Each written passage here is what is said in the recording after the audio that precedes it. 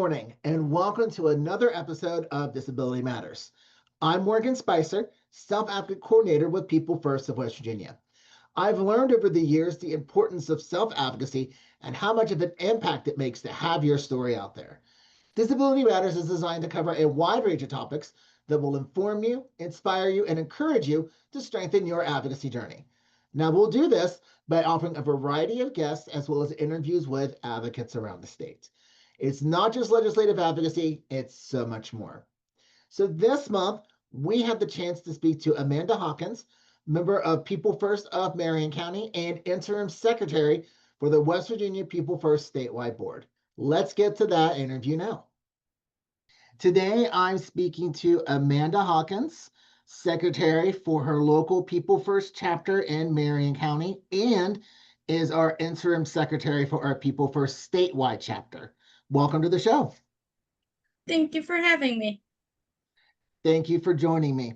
So first thing to start, could you share a bit about yourself and what brings you joy in your daily life? I am 33 years old that have multiple disabilities, both physical and mental. I live in Monongah with my dad. I try to live my life one day at a time. Being around family and friends bring joy to my life. It's a simple pleasures.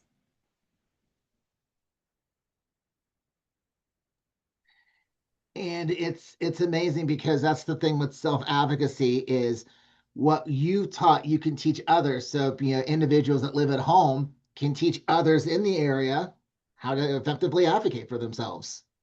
Yes. So you participated in pageants. Can you tell us about that experience and what inspired you to participate and what have you learned from it? I have been doing pageants for over 15 years and have had multiple titles.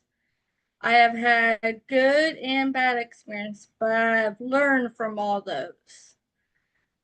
My goal is not to just win a title or wear a crown, but to show other individuals that can do spirit that everyone has. To win a pageant or accomplish anything in life, you must first believe in yourself. So, if you don't mind me asking, I just want to, for people that aren't aware, that don't know anything about like pageants and all. So, what does it take? I mean, like, can you like break it down a little bit? So the biggest thing is you have interviews, which is judges by 3 people, and then depending on your age, you have like a fun fashion, and then you have evening gown where everyone comes out in beautiful ball gown dresses, and then you have a little intermission, and then you get to crown. And hopefully, if you have practice and have been prepared, that you win, but not you don't win all the time.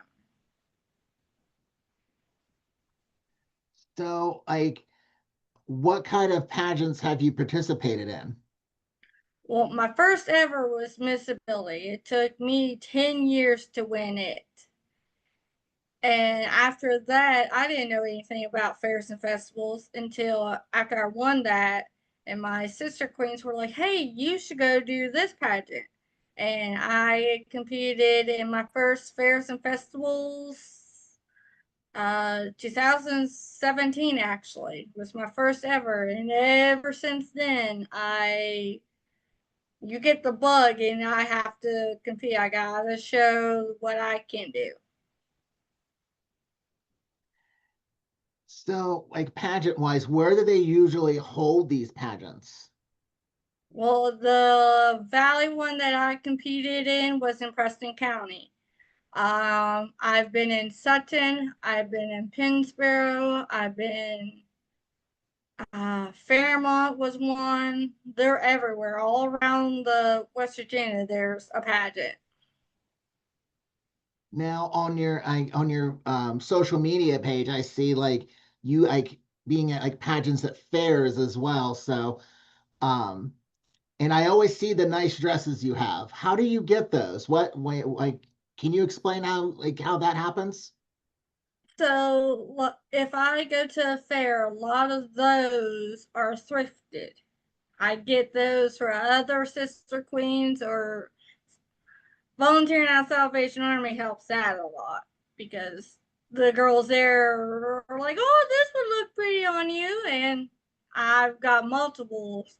But my big dresses, I normally go buy them at Oliverios, which is very expensive.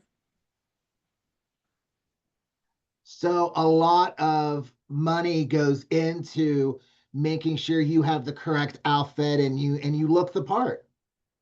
Yes, it is it's expensive just to be in the pageant. My last one was like $70 to compete. And off the record, how many have you won? I have 10 titles already. Whoa, that's awesome. Well, Yeah. congratulations. Thank you.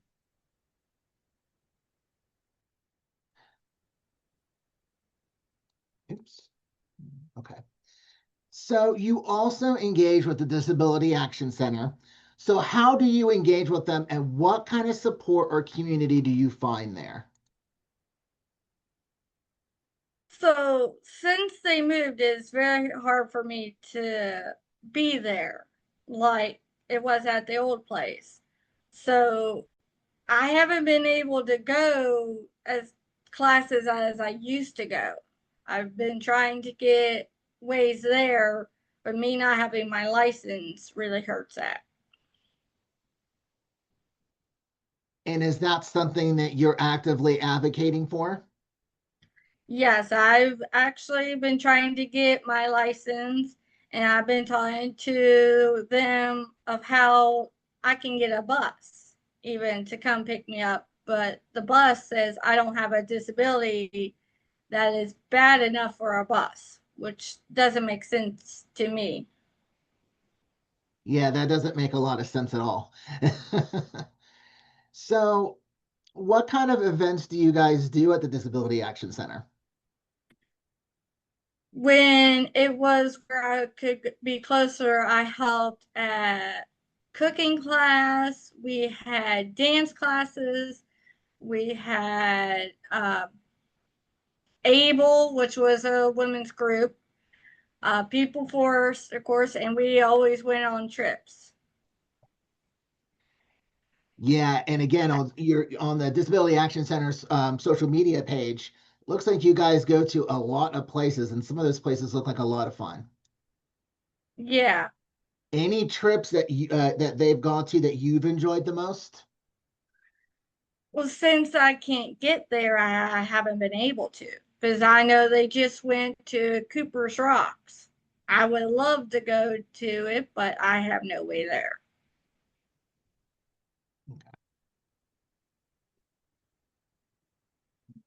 So, beyond pageants, what activities or hobbies do you enjoy that contribute to your well-being and sense of community? So I volunteered at the Salvation Army for over 4 years. I helped sort the clothing donation, but we have been closed for 2 months since the flood. So I haven't got to volunteer over 2 months. I'm also in Special Olympics. I compete in basketball, track and field, and bowling. And I do diamond art, going on walks, fishing, and camping, and just hanging out with family and friends. I've done Special Olympics. It was a while back. I was actually in swimming. Um, We don't even have that. oh, Nope. um, I think I can. I guess I can't remember the day exactly, but I got three medals. I got a silver, bronze, and gold. So of course, I love to swim, so that was Nope. easy for me. So, and it was something We I never enjoyed to had a do. coach for it, so Mm. So, for the events that you participate in, have you won any medals? We have, well, with my little brother, with my brothers in it, we have totes full that we give back to Special Olympics because all they're doing is sitting in a tote. The biggest award I have got was I got MVP for basketball. I don't even know how long ago. And of course, everyone knew except for me, and I started crying. And I was like, oh my gosh. Yeah, that was the best award I've ever got. Wow. So, and you've been involved with Special Olympics for a while then? You start when you're 8. With my older brother, I was in practices before I was even allowed to be in it because I would always tag along with him. So people knew me before I was even in it. Gotcha. So you kind of just watched and just saw how everything went, and then you just decided that that was something you wanted to do, and here you are now enjoying it and winning medals. Yes. Awesome. So, what does self advocacy mean to you personally? And what are some examples of how you've used your voice to advocate for yourself or others? We all have a voice. I feel like I speak without saying a single word. When people see me, they see my cane. The next time they see me on a stage wearing a crown, they're like, oh, look at her. She has a disability, but is a queen. And hopefully they, in the back of their minds, think I could be a queen too. So you're using you're also using your pageants, I should say, to raise awareness and encourage others to advocate, say, hey, if she can do it, so can I. Yes, anyone can do it. You just got to believe in yourself. Nice. So, what are some of the challenges you've faced in your self advocacy journey, and what strategies have you found helpful in overcoming them? Life is full of challenges, regardless if you have a disability or not. I've learned to adjust my thought process and ask for help when needed, because you can't do it by yourself. That's right. No, and and I tell this a lot to people. I love people first because of the whole strength in numbers. Yep, We help each other and we support each other. And yep, that's what initially drew me to people first when I started years ago joining, was just these groups of people that just come together and form a friendship, and their problems become your own, and then you want to help them however you can. And yeah, in the end, they're helping you and making you yeah. a better person. You learn a lot from your other advocates. Yeah, absolutely. So, what advice would you offer to someone who is just beginning their self advocacy journey? That they're not alone. Everyone has to start somewhere. Ask questions. If you don't know the answers, then you're just going to be sitting there so confused. Talk to your advisor, talk to your other self advocates. What did they do? And maybe they can explain into a way that you understand, because not everyone learns the same way. Yeah, yeah, and yeah, absolutely. There's no shame in asking questions, especially like per se. For example, you're talking about, going to the Capitol for Disability Advocacy Day. One of the things that we talk about a lot is to know what you're talking about, because when you go talk to your lawmakers, you got to have your information ready. So someone that's new to it could be like, hey, Amanda, could you tell me what that bill is, or who he is, or how do I do this? And then you can in turn encourage them and show them how to do it. Yep. It never hurts to ask a question. Yeah, absolutely. And it's not a sign of weakness to ask for help. Absolutely not. No. So, what changes would you like to see in your community to make it more inclusive and accessible for people with disabilities? So I think a big thing is you don't know. You see people at Walmart in a wheelchair. You see people with canes. You don't know their story. So I think that if you just talk to the person, ask them what their story is. Sometimes they won't tell you, but listen to what people need. The wheelchair ramps. We didn't have ramps here in Marion County, and people were like, "We need this. We need better sidewalks." They're redoing sidewalks this month. Getting automatic doors. Still, a lot of places don't have it. The Carolina carts. That's a really big thing for if you're shopping with someone else. The journey is not over. Absolutely. Yeah. And, that was something that not only you guys have advocated for, but Amy Noble from Yeah, Ripley, her and Karen advocated for Carolyn carts. So, and I believe that they got a couple set up here locally and in their area. So that's just a good example of how advocacy works. You speak to the right person, you might just get what you need done. yeah. All right. What are your hopes and goals for the future? And how do you plan to use your experiences and self advocacy skills to achieve them? So I believe the biggest thing is you have to believe in yourself. If you don't believe that you can do it, there's no point of it. Our Special Olympics oath, I live by this, is let me win, but if I cannot win, let me be brave in the attempt. Which is, I live my life by because if you don't win, you get back up and you learn from it.